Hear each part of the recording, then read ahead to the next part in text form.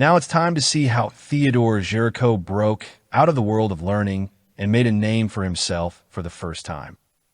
He was only 21 when he created Charging Cavalryman, a painting he first showed at the 1812 Salon in Paris. How do you think such a young artist felt when his work was exhibited alongside the works of recognized masters? Probably both pride and anxiety at the same time.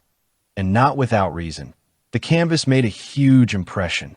It had everything: movement, energy, drama. It was not a cold academy. It was a living battle on canvas. Just 2 years later, in 1814, he presented another painting, The Wounded Cuirassier. And here, friends, things got interesting. If the first work was triumphant, this one was about defeat, pain, and fatigue after the war. Pay attention to the time. It was in 1814 that Napoleon fell and France suffered heavy defeats. And Géricault, a young artist, felt the spirit of his era. Instead of glorification, he showed drama.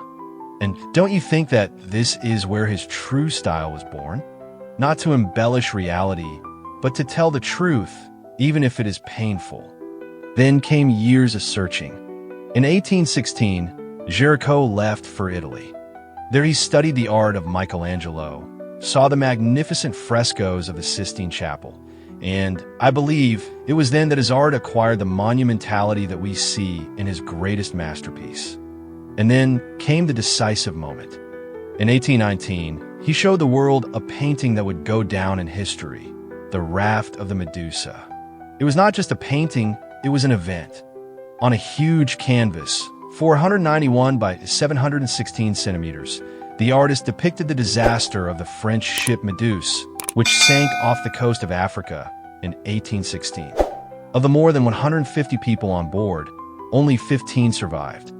And Géricault, after careful research, conversations with eyewitnesses, and even visits to morgues, created a canvas that conveyed pain, despair, and hope for salvation.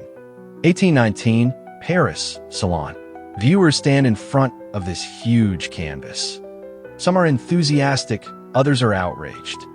After all, this was not a story of heroism, but a story of human tragedy, government mistakes, a disaster that everyone wanted to forget. And he dared to show it. And in this lies his triumph. At first, the Raft of the Medusa received mixed reviews from French critics and the public. Only years later was the painting properly appreciated.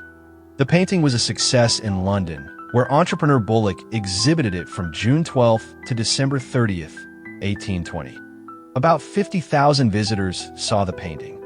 Critics called the Medusa a masterpiece that reflected real life, and its author began to be compared to Michelangelo and Caravaggio. Géricault had now become the voice of an era.